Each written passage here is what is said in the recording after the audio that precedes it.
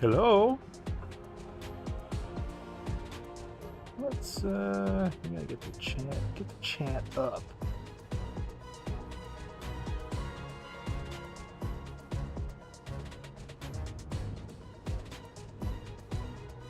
And hopefully all is well. It's looking pretty good. Start dragging some stuff around. Let's see. Something like that should be alright. Alright. What's going on? What's up? I'm gonna be streaming God of War 2, but I have a free hour that I'm not doing anything with. Oops. So why not play some Spider-Man 2? Because I'd probably just be doing it on my own anyway. So yeah, I've been playing the New Game Plus on the hardest difficulty. It's not that hard. No, it's all right. Who's this? I don't even remember what am I in the middle of. Time Oh, to take right. down the boss of this operation and find the rest of those museum pieces. Yeah, I'm doing a side mission right now. I think maybe we can view some of the specifics here. Or no, that's not a main story. Oh, yes, this cultural museum set of missions. There's some museum that had like some famous old instruments that I was trying to hunt down. Someone stole them and was trying to sell them. I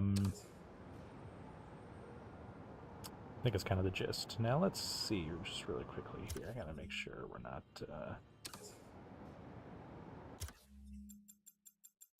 what kinds of settings. This game has a nice set of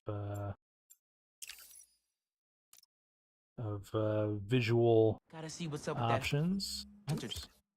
But I'm piping this through my 1080p capture card. So let's just go ahead and bump the graphics to performance, turn off VRR, and 120 hertz mode. And HDR is on, but it looks okay. I don't think this is being captured in HDR. So maybe the box capture card's doing some tone mapping or something. Who knows?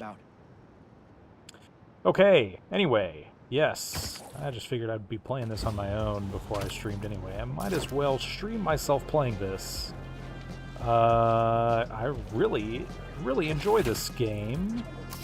I don't think it's as pitch perfect as its predecessors, but it's still pretty good. One of the main changes you'll see that we got this wingsuit now. So I can press triangle to activate this wingsuit, which just lets me glide around. It's very fun, even though it does kind of trivialize, like, some parts of the game. But it also does make it fun. The map is greatly expanded, so now, in addition to, what is this, like, Manhattan Island? We also have Queens, sections of Queens and Brooklyn over here. So it does just make it a little more fun to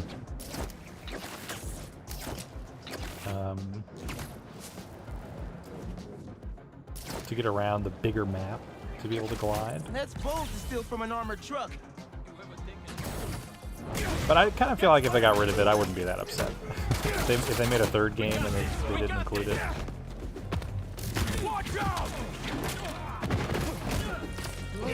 Combat and stuff is very similar to Spider-Man 1, Miles Morales. There were some slight tweaks and changes they made with Miles Morales that I really liked. They've largely retained those. I guess it's nothing. I'm playing as Miles right now, but in this game you play as both Miles and Pete. And you can switch them interchangeably, but they make certain missions available. But yeah, the combat, I'm trying to remember specifically how it works in the two different games, but I think essentially in the first game, if I remember correctly, you rack up combos, and the more combos you get, it starts to slowly fill up a meter that you can either use to heal yourself or to use special like moves on. And in Miles Morales, they've separated them out. So combos fill up the meter that you can use for healing yourself. Let's see if we can see some in action. So the little yellow bars at the top under the health, those are slowly filling up. Oops. Oh my gosh. And then when I need health like that, I press down on the D-pad, it uses up one of the bars, and it fills up the giant blue bar. Oh my gosh. But then I can also choose to use these, these bars for these special attacks. I press triangle and circle above them when prompted. It uses a whole... Oh my gosh. Sorry, I'm a little rusty. Alright, we got him. This guy's not a bad guy. Okay, that's all of them. Hope everyone's all right. Hope you guys are all right. Okay, so yeah, it fills up the little tiny bars under my health when I rack up attacks. I guess I'm trying to remember. I think that is how it works in the first game. In Miles Morales, it was a little different. Yeah, I found myself personally, when it's tied to what I use for health, then I kind of instinctively don't use the special attacks because I'm afraid I'm going to need to heal myself later. And that's something I think from a game design perspective you could design around. You could like make sure that the player is incentivized in a different way. But you don't want to remove the way it's set up is you do have to make a trade-off. Am I going to go further into like brute force power attack? Or are you doing the defense safety route by healing yourself? So one of the other things I love about this game though is the stealth options, which are a little expanded in the sequel here. So these guys, they don't know I'm here yet, and you can see as I hover over them it says danger, and since I'm playing New Game Plus I have all the upgrades, so I can also see like who is looking at who. That means that if I took one of these guys out, they would all be alerted to my presence. And this isn't really the best example. A lot of these guys are all looking at each other. They're not really meant to be taken out stealthily. I can press in on the right stick and have like a kind of a scan of the area. I don't really see any. Sometimes you can have, you can see little things that you could shoot webs at to catch their attention. But I don't see much around here. What was that? Ooh. Is that him?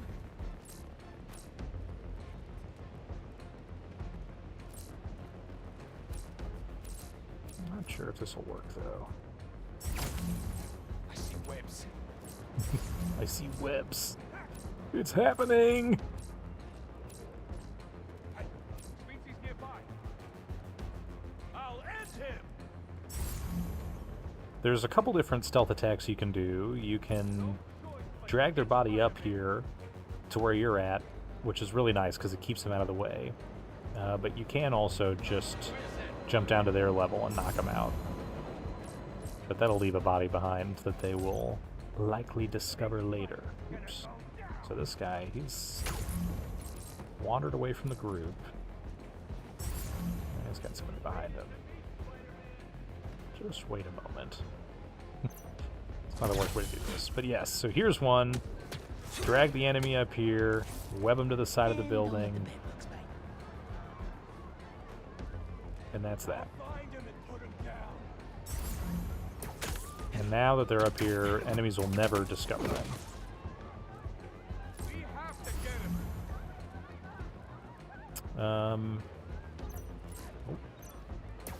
I also really like they have a kind of a grace period. So when you're looking at an enemy, if it flips from safe to danger, but you've already hit the button, nobody will notice that you've taken out the enemy, which is nice. I appreciate that.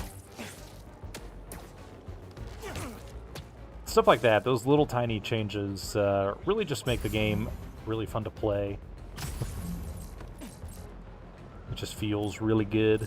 You're not like yelling at the game because of a silly little mistake that you might have been your fault, you know? Never saw it coming. Now I can't do another one of the drag 'em ups right at that same spot because I need a spot for their body to be placed. And I'm sure they make this joke in the comics all the time, but I feel bad for the guys that gotta come up here and save them. Alright, so there's one. This guy's a little too far away for me to drag him over, but I think I can get here, bring him over here. Time to close shop. Go to sleep. Go to sleep. I think they may have noticed. Oh yeah, there's that. There he is. Another cool thing that they fixed in this game, oh my gosh, that they, what kind of a weapon is this? In the original game, and I believe in Miles Morales as well, I don't remember, but typically you're doing these stealth sections, not for these like little street crimes, but for larger levels. Oh my gosh. What's going on here? The others are worthless. Cool. You sure you don't want to bring in more help?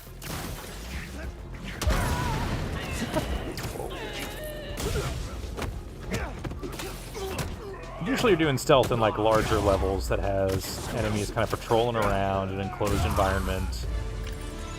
And in the last game, you would... Relax now. Yeah, don't worry. We'll take a breather.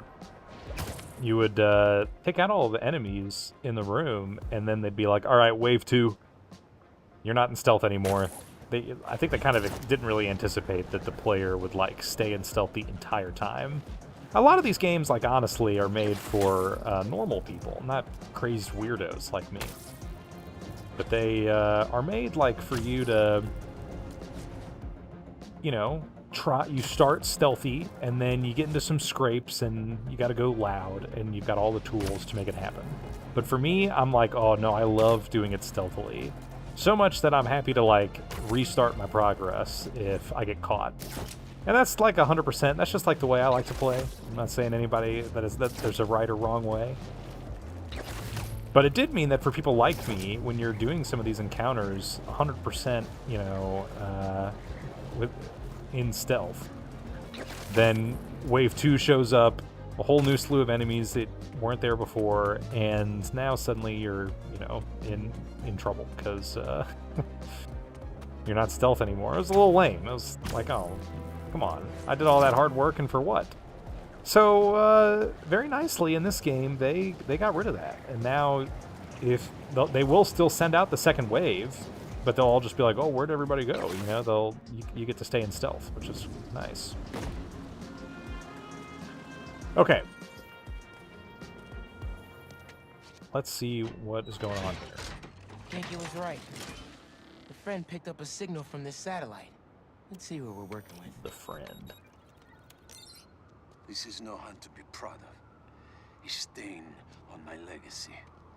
A disgrace. But deadly nonetheless. Find them. Kill them. Craven. How many more people are on this guy's list? Trigger my LV. Drone. It's using this satellite network to track his targets. Oh, you're not getting away that easy. Whoa! Picking up some kind of data surge from the drone. If I stay in the slipstream long enough, my suit can pull the embedded data and lead me right to Lee. Now the art style of these games, it's not cartoony like a PS2 game, but this gameplay, this is so like a PlayStation 2 game, you know? Download's looking good. I gotta glide around and stay inside the rings of the voluminous. I don't know what you would refer to this as. Data cloud. I don't know. But you can also kind of see we're in this glide mode here, and it does kind of trivialize navigating around a little bit. I think we're getting like a slipstream here. So we can't normally do this type of gliding, but all right, we did it. That was pretty easy. I did a pretty good job. All right, Craven. Where are you keeping Lee? What? What? All the targets got corrupted into one file. What's wrong with that guy? The drone had no intel on Lee. But these people still need my help. Otherwise, they'll end up as heads on Craven's mantle. If there are more birds out there, I can decrypt them to discover the identities of the targets before it's too late. Should upload the data to the Spidey servers. He's gonna want to see this. Harry? Hey, you with Pete? Hey. No. Listen. Some stuff I went saw down. you chasing that robot bird around on the news. That robot bird. You need any kind of tech support? Harry is gonna be the Like- guy in the chair. Running the app or something? Actually, I got a friend doing that already. Gotcha. Sorry, I'm just feeling useless, and my mom would always say, if opportunity doesn't knock, build a door. Even though she's gone, I still ask her for advice. Yeah, can we talk later? Isn't that weird?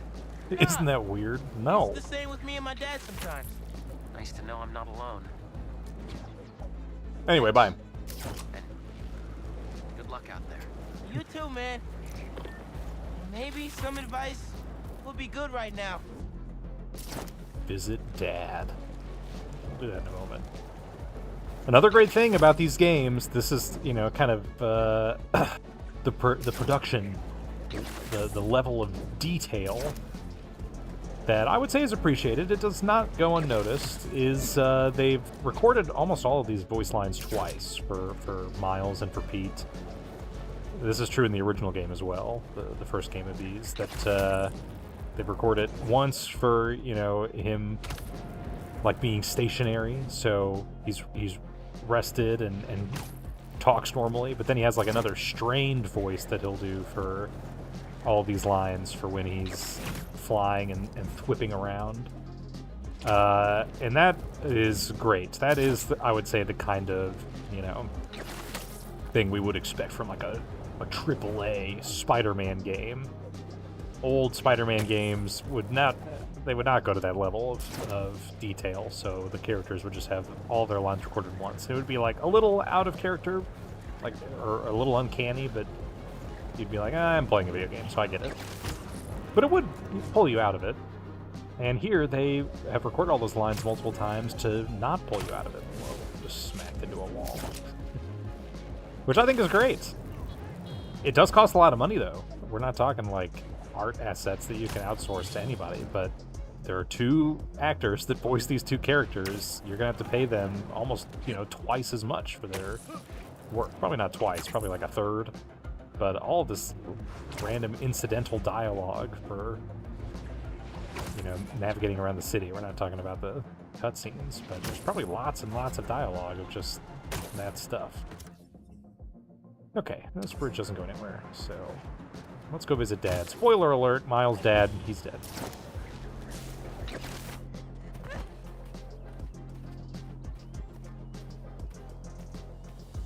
I think there was a trophy in the original game for visiting this grave. Could really use your Well, help no, right it was now. probably Pete. I don't know. And Miles Doing then? everything I can to find Lee, but nothing's working.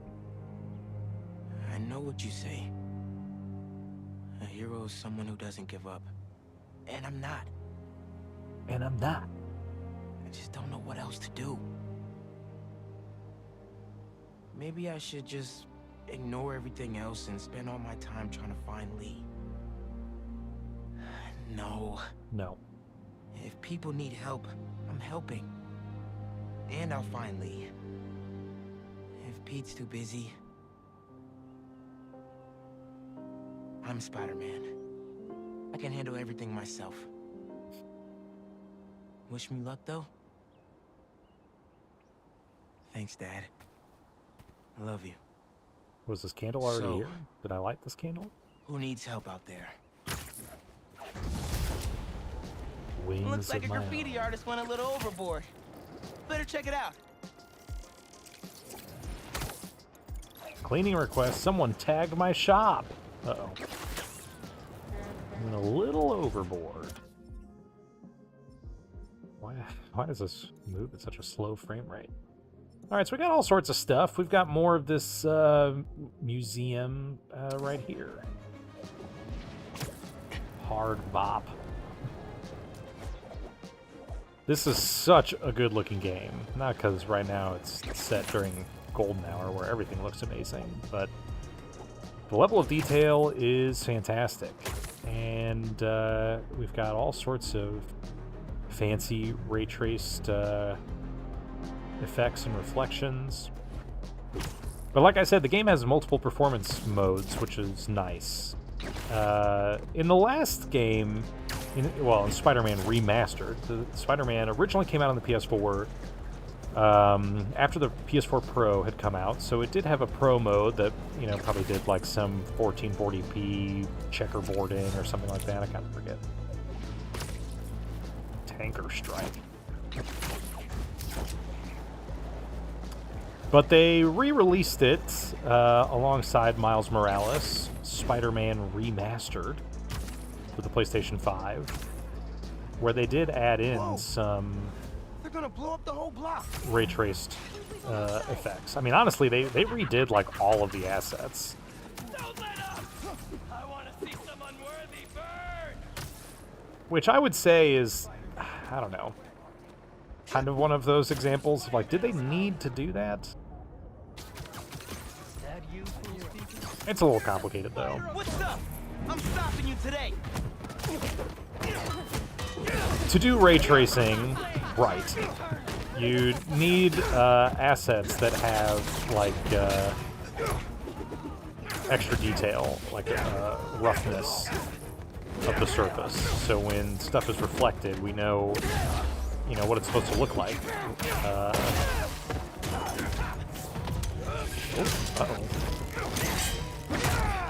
So for example, like asphalt, it is still going to reflect light around it, but it's going to be extra rough, right? Versus like water, it's like a crystal clear reflection quality. Oh.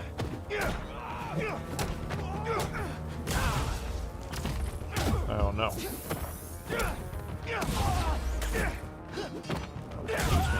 There we go. Probably shouldn't tell Ma about how close I got to an almost exploding So, gas like, truck. you do have to do, you know, you have to retouch the assets in some way. You can't just add ray traced lighting MJ? Hey, Miles. on top of Just the spoke with existing Pete. stuff without touching He's heading them. over to Dr. Connor's house in Queens. Stay ready in case he needs backup. Oh, really? Did Pete ask you to call me? Well, no, but figured 2 Spider-Men are better than 1, right? Sure. Okay. Sure. Thanks, MJ. He's so, Sounds like he so doesn't fit. need me. Be ready. Maybe I'll go see Haley in the meantime. Be ready, bro. She just said. Okay, I'll do that later. What was I saying? Yeah, so if they were going to add ray tracing, then they would need to do that, and like they would need to touch up the assets and such. And I think, yeah, that a project like Spider-Man Remastered is the perfect place to test out ray-traced feature set. It's a small game that already exists, so if you want to add ray tracing in your full-fledged Spider-Man 2 sequel, and you want to do it right, then... They're gonna kill someone going that fast. Nope. Who's the spider? Move it! I You thought I sure was you gonna want to do this? Okay. Hello.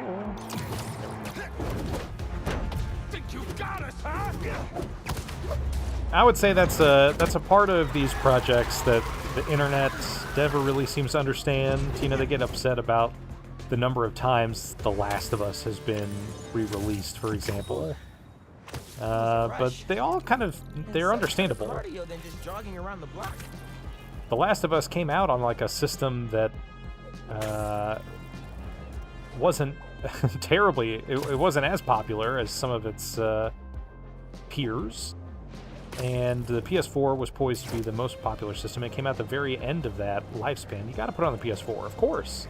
But that is a project for the developers to like get familiar with the code base, like, or you know, not the code base, the platform.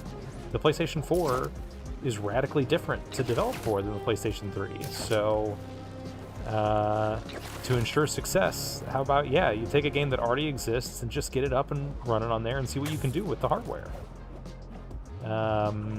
And that's the same is true for the remake of The Last of Us. It's the same deal. Now you're going to make games for the PlayStation 5. How about you make a project that, again, the game already exists. You don't need to worry about like the game design, the scary parts, the parts that like maybe won't work if you do it wrong. But the difference is with a remake, it is more expensive, and it's purposefully expensive in some ways. You want to keep artists employed. So you just finished The Last of Us, big giant project, the PlayStation 4. How about you keep everybody around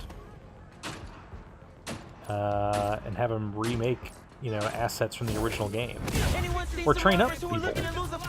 You got to have those smaller projects, which has, you know, those have replaced, say, like small budget gambles of like a game that, you know, is weird and different and offbeat and cheap. So if it fails, it's not a huge deal. And you can put lesser known people on the project, that sort of stuff. We used to see more those mid-budget games, as they would be known. And the same, unfortunately, is kind of true in the movie industry too. Lots of industries like this, the mid-budget titles have been disappearing because now it's either like a corporation is expecting like the world's biggest payday with their extremely lucrative intellectual property like Spider-Man, or it's the opposite, where it's like three guys who all live in the same bedroom together. They've made like the dinkiest little game, a neat little idea, and it just happened to sell like 1 billion copies, right? The in-between has been really hard to nail down these days. And so I feel like remakes and remasters, they have filled that void. Oh my gosh, a bazooka for a break-in? Right there! He's up there! Oh, sorry, I was trying to pull that. So I'm still fine with the projects. The people on the internet, they just love to complain about everything. Oh my god, it's so fucking exhausting. It's so exhausting, dude. Everybody on the internet just loves to be upset about like anything. Just 0 to 100 so easily. I don't understand that, you know. So yeah, I definitely understand seeing, you know, Naughty Dog is remaking The Last of Us, and you're like, I wish they could be making like a Lost Legacy type game instead. I think there's, you know, some good reason to not do some of that, blah blah blah, but I get being upset. Holy cow, though, like the level of vitriol. Y'all need to cool your jets.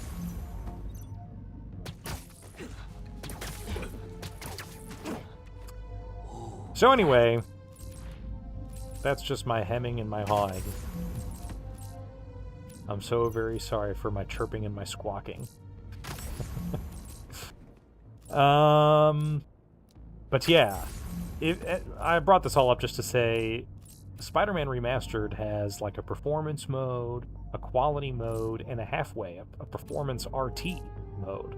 ray tracing while trying to hit 60 FPS. So the resolution is even lower. I want to say it is like 1080p. Reconstructed up to 4K. Insomniac's reconstruction algorithm, ITGI, I believe is what it's called, is pretty darn good. I mean, it's not like DLSS, but considering it's running on a base PS5, it's pretty good. Let's see. These guys are turning around, huh?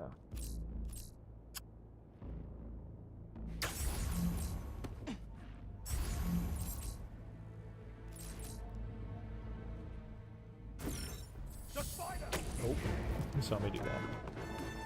I just like go down to street level.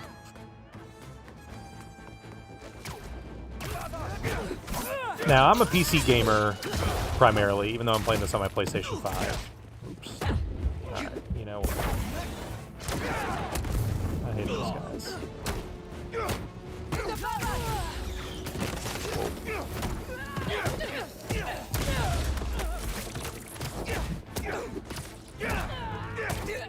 Bonus gadget shot. Wow.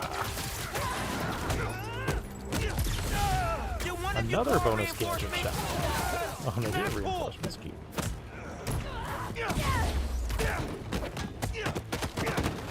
I love that move. It's probably my favorite move. Gets him on the wall and just starts repeatedly kicking to them.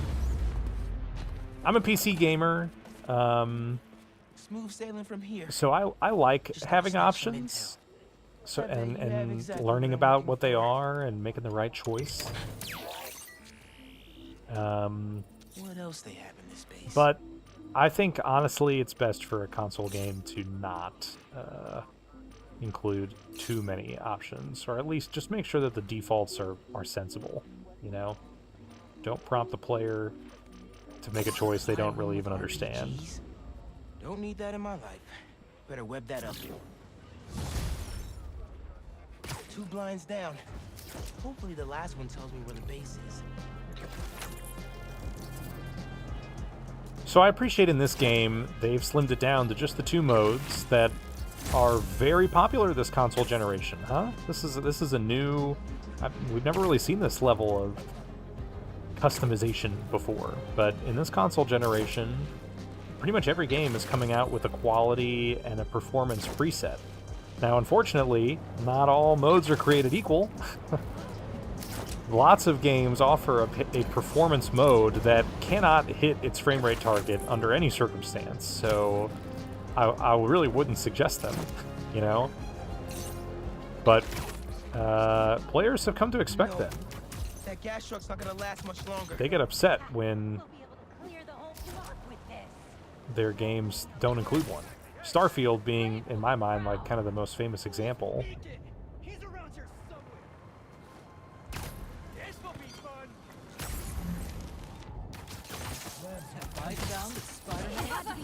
What's up? I'm stopping you today. Starfield originally came out on the Xbox Series S and X and PC, but on both Xboxes it was locked to 30 frames per second. This is very normal. Lots of games, you know, targeting one console generation, especially these days. Oh my gosh, I died. Dude, those flamethrower guys are Let's burn him. a little crazy. So Starfield came out at 30 frames per second on Xbox Series S and X. And that rubbed people the wrong way because, I mean, first of all, it's not visually a great looking game, right? But they're used to playing all sorts of games that have a 60 FPS mode of some sort. So when that game didn't come with a mode, they felt like, well, it has to be possible, right? You know, why didn't you do that? Also, that game just has a lot of its own other problems, so it kind of compounds, like I already don't like the game. I'm already frustrated by it. It doesn't look that great, and it only runs at 30 frames per second on my $500 plus Xbox Series X. What's up with that? So Bethesda eventually patches the game to have a performance mode added that targets 60 FPS. It lowers the resolution an uncomfortable amount, but it also does not consistently hit 60 frames per second for large chunks of the game. It still is well beneath that 60 FPS limit, which just tells you like that's why the game was made to run at 30 FPS. That's all that they could muster. That's all they could hit. I mean, maybe it's still shameful that the game looks so bad and they can't hit that frame rate target. Bethesda's games, especially recently, they've never been technical marvels. Marvel, get it? But that 60 FPS mode sucks. And yet, I think, you know, for a lot of players, they're like, oh, look, they did it. We asked, they listened, and they put in a 60 FPS patch in the game. Really? I don't know. I would still say that that's like kind of an unfulfilled promise. That it fell short. And that's not the only example, right? Doesn't Final Fantasy 16 kind of have the same deal? It also has a performance mode that drops the resolution a little too low, and it still also doesn't hit 60 FPS. So I would say that doesn't really count. That's the, you know. But to the player, they don't know any of that detail, really, especially when you're looking at the option in the menu and you boot up the game and it says, all right, first things first, you want to play in fidelity mode or performance mode? I mean, players are typically going to choose performance. And then they're like, whoa, the game still feels really choppy and it looks really blurry.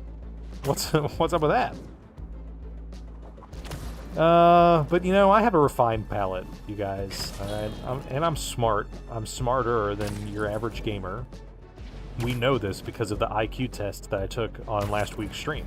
So, no, I don't mind playing games. I want to play a game at a consistent frame rate. That's all I want. And if it's 30 FPS, 40 FPS, 60 FPS, that's fine. I don't mind an unlocked frame rate on a VRR-capable display, but it still has to be kind of above a certain threshold for me. And many VRR displays, you know, they also have their own threshold of refresh rate, threshold of 48 hertz or so. You can use low frame rate compensation to try and build up the gap, but you'll notice the frame rate fluctuating wildly in some of those gaps. It just depends on how the game is built. This game is great. This game has a very smooth frame rate. And so you can play it uncapped, which really just means it has no upper bound. But it still does have a pretty consistent lower bound.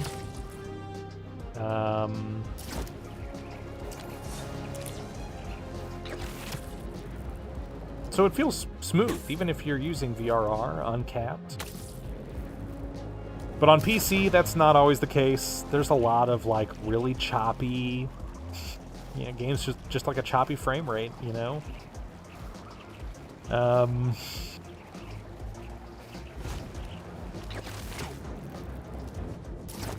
And for various reasons. Shader compilation stutter, traversal stutter, other just weird Windows quirks or background apps or other third-party software interfering with your game you don't even know about. But some consoles are also kind of the same way. They're not all well-crafted technical masterpieces. This, I would honestly say, is a well-crafted technical masterpiece. Just a fantastic-looking game, very stable frame rate, and great-looking visuals amongst the two modes. When the game came out, it was a little hairy. It did come out hot out the oven. I wouldn't say it was quite underbaked, but it was a little glitchy and had some very quick, you know, kind of zero-day patches. But they got it spruced up. I've heard the PC version of this game is in a much worse status.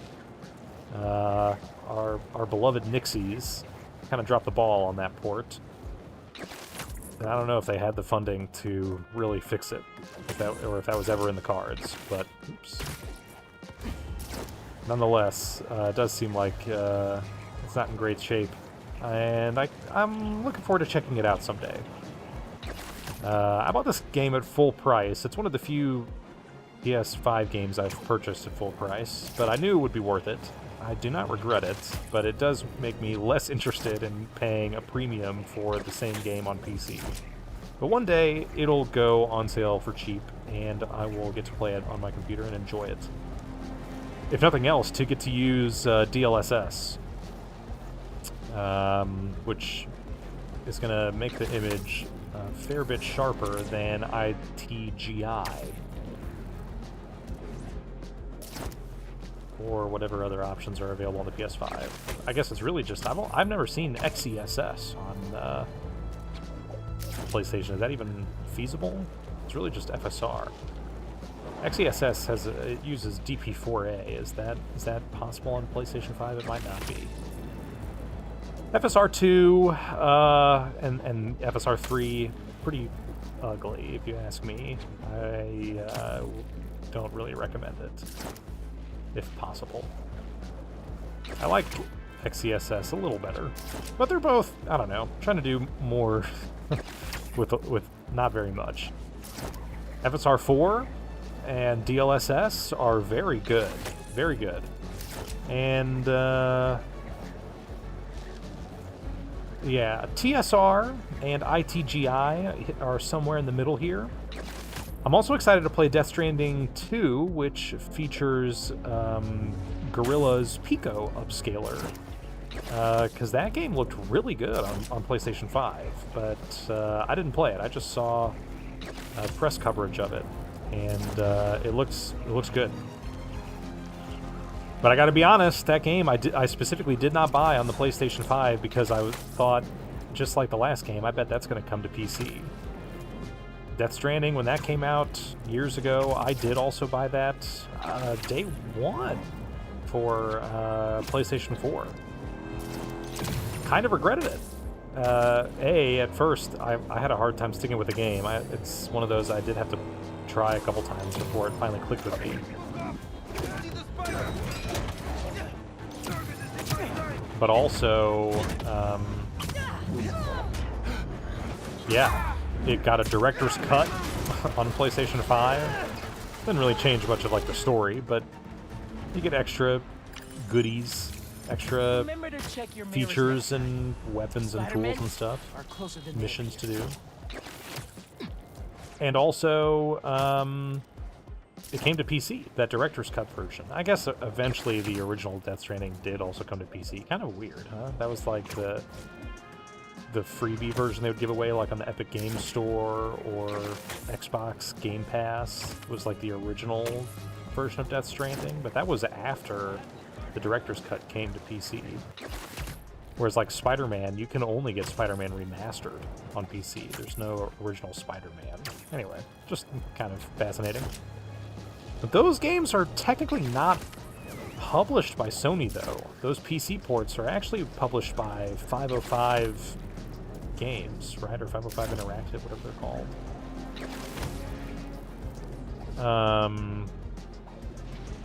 I don't really know how that licensing works. I thought that Kojima Productions are not owned by Sony, but that they had like a publishing deal for Death Stranding. But I mean, that game came to Xbox eventually, didn't it? And Sony definitely had nothing to do with that version of the game, so...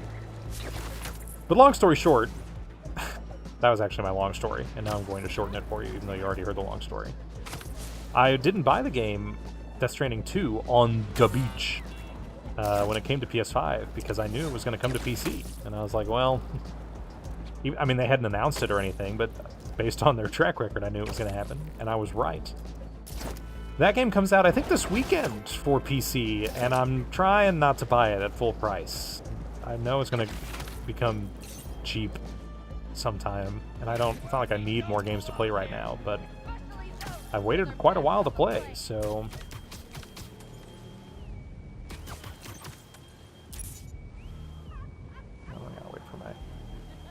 Wait for my webs to come back. Listen to their evil cackles.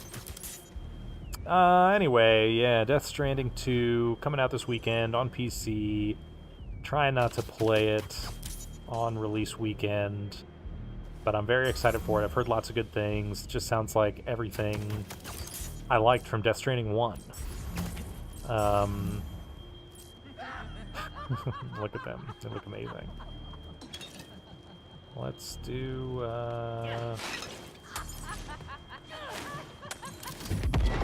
It's enough! It's enough! Flamethrower guys.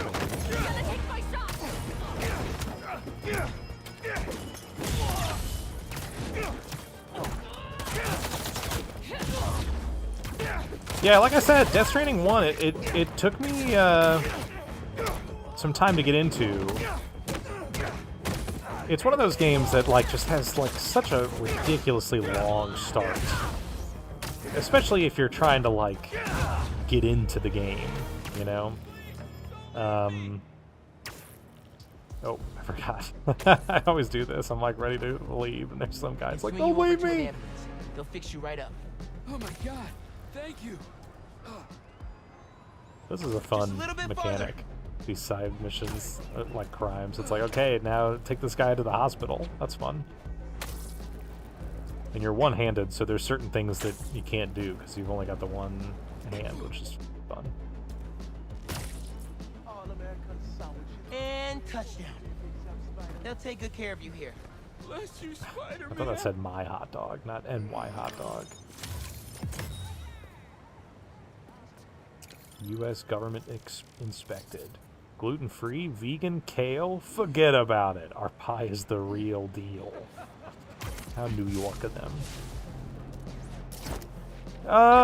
Yeah, that game just... Death Stranding has like a really long start, and there's all sorts of side stuff you can also do, and you're trying to like wrap your head around like, oh, so is this what the game's going to be like? I do this side stuff, and the missions are structured this way. When really, it's like, no, just go. Just keep going, do the main story, blitz through that opening section, and eventually you'll get tools and other stuff that make the game a lot more fun to play, and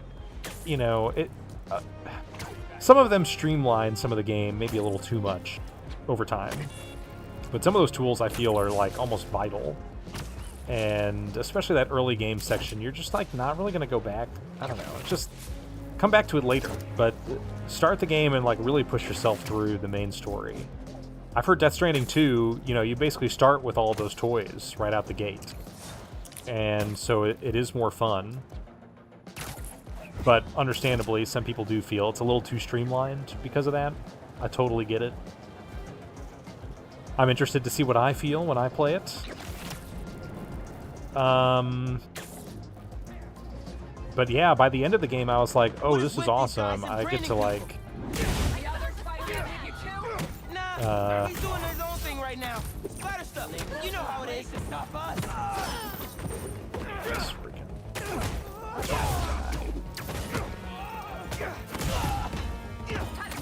Eventually, you get to, what am I trying to say here? That's everybody. Thanks for the assist. That Kusarigama is dope. Kusarigama. Didn't know it had a name.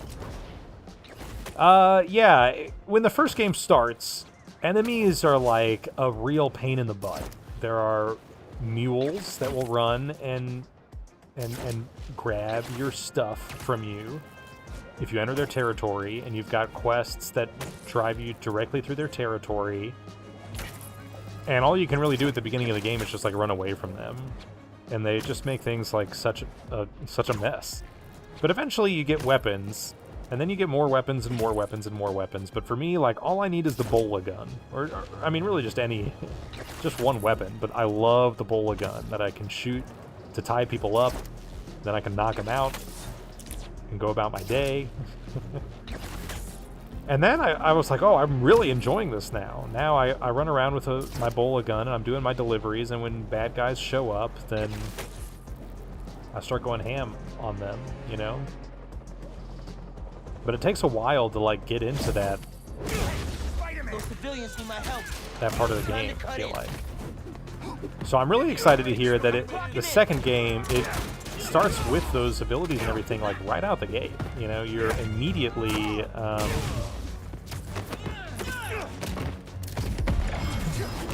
able to just start attacking people. Because I felt like in the last game, I was really getting into the groove, and then I finally beat it, and oh, there's not a whole lot else to do. I mean, I can go back and do some other deliveries, not for any, you know, I just, at that point it was like, oh, you know, that's why they made a second game. I gotta go play the sequel now. So, definitely looking forward to Death Stranding 2. The plot... I don't know, man.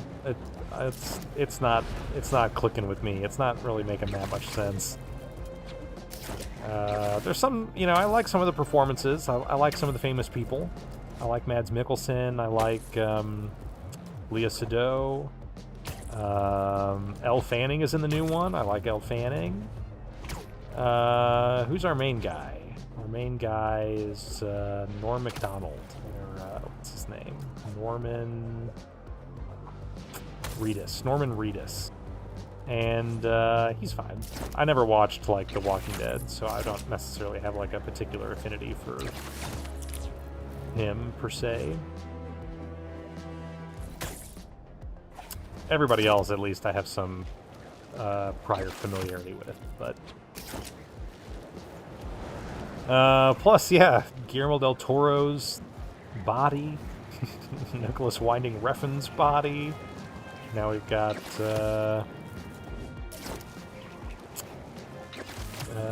what's his name? George Miller. Or as Kojima refers to him, God. So, I'm excited.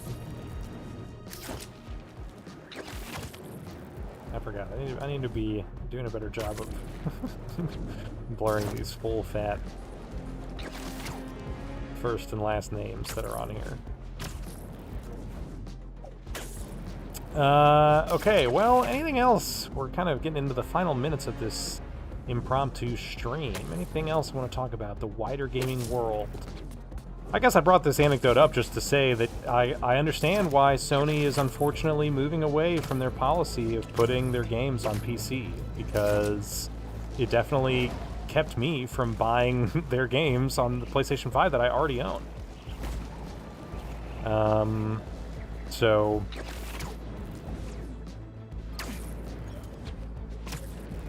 yeah. Death Stranding, I will be buying. I don't really know if Sony's involved with that, though. But for their future titles, I guess like Ghost of Yote, if I'm ever going to play that, I guess I'll need to get it on PS5. I don't know if I'll ever buy it, though. I played Ghost of Tsushima. I liked it. I did not finish it. I got to the final act, and I was like, I was a little burnt out at that point. I had been doing all of the side content. I put it down and just did not get back to it in time, and now all of that knowledge is leaked out of my brain. So I tried to pick it up a couple times, and I was like, I don't remember what any of these buttons do. But I also just I didn't like, you know, it's not a very fluid game. Assassin's Creed, for example, it's made for, like, wall running and wall climbing type stuff. So you're a very nimble character. So it's a lot of fun to navigate the world. In Ghost of Tsushima, you're like a very heavy character, so you're not like doing a lot of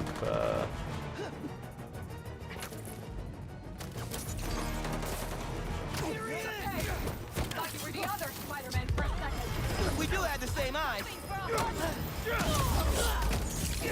but I didn't really have much like problem with it. I don't know. I mean, it was a fine enough game. I kind of wanted it to be like great, and instead it was just really good. Ooh. No! Spider-Man's distracted by the fireworks. Actually, can you guys come back later? I just went through a whole thing and I'm kind of tired. The haiku's a little silly. you know, and a lot of the stuff, I don't know. I'm curious to see what the sequel is like, but it does sound like the sequel is just kind of more of the same. He totally does. He's cool like that. He's cool like that. He's an appreciative guy. What else is there to say, though?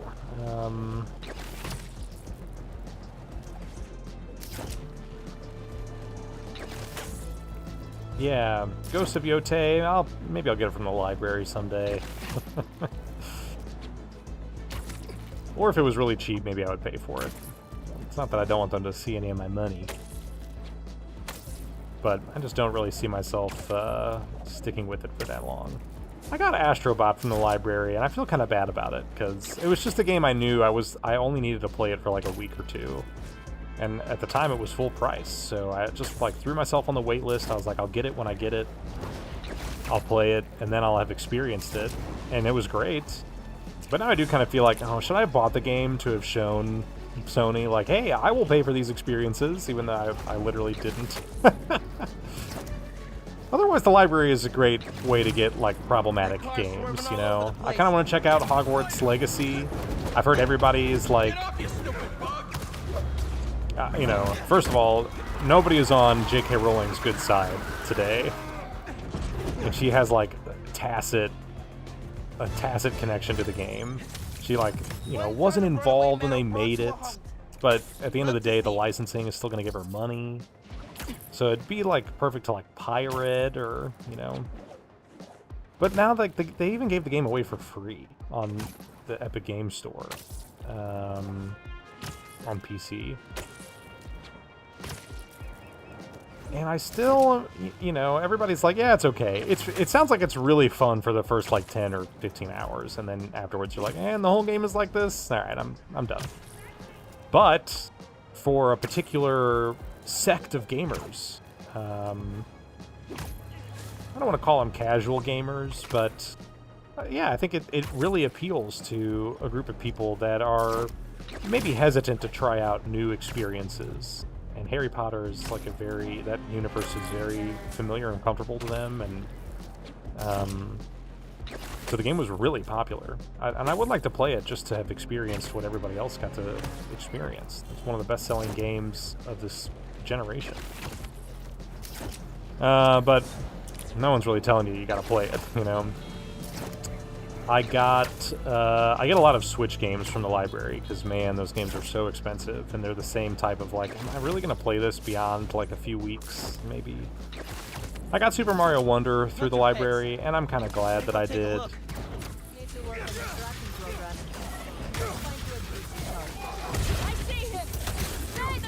Okay, everybody sit. Stay.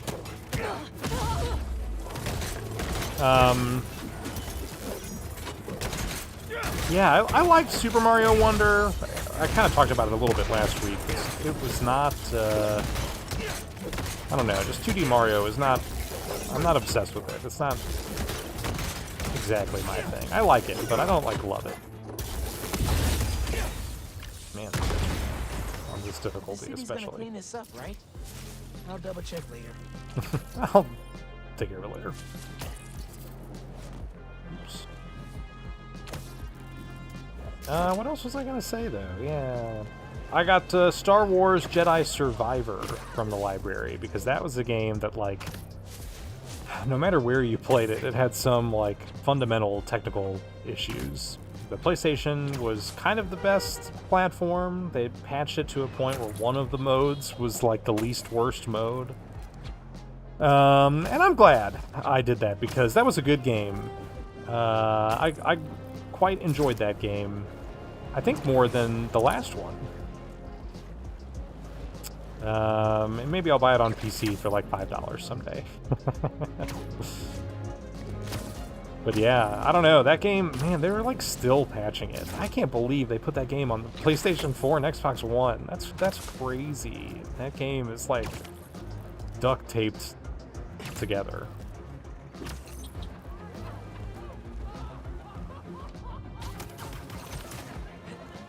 Oops. Oh my gosh. That's it. The fire's coming. The unworthy brought this on themselves. These guys just love fire. Y'all are done.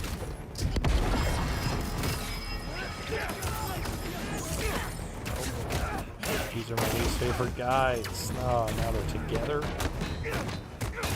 Oh my god. Oh, look out, look out.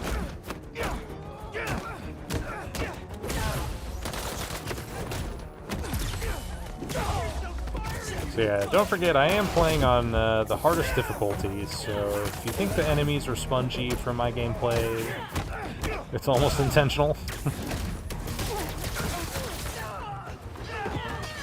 And that's okay. Oh.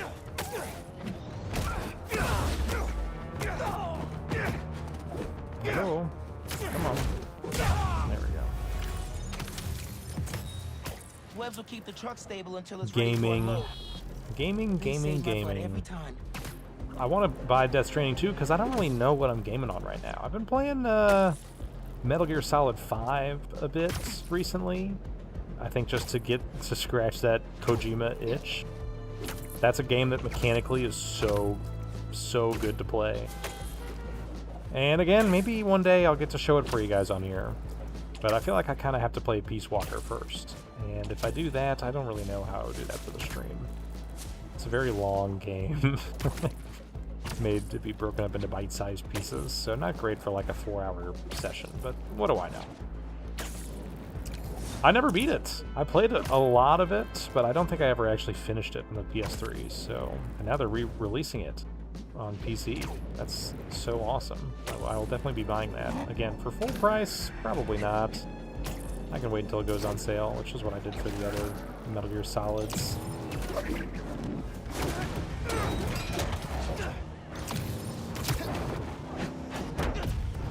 Oh, whoops, wrong button. Let's do it again. Triangle to go up and over. Circle to go for that guy.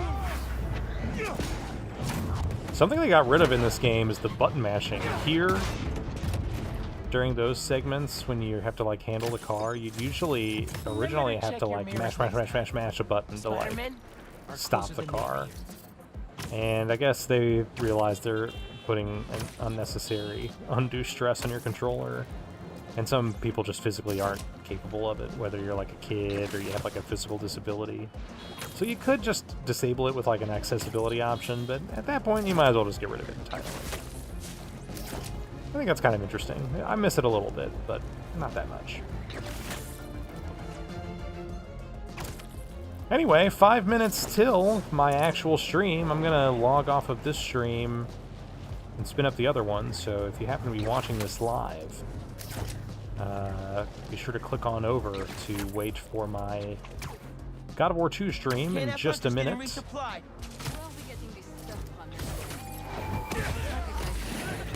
Don't mind me. Just here to ruin your plans. And yeah, I'll continue talking gaming. So let me know if you have any topics to discuss. I especially love world politics. Gender issues, probably my second most popular topic, just in my own opinion. Economics, I'm big on religion, well, one particular religion, and we'll get into which one it is. Ow. I'm just gonna end that guy's life. Oh, that's not how that worked.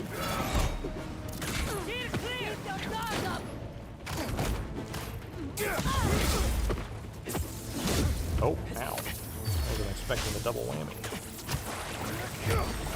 Gotta go take care of this guy.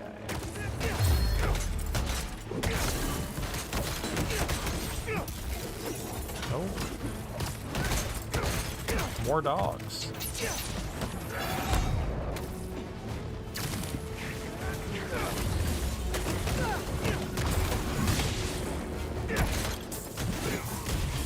In the air. Oh my gosh, now we got a guy on the street.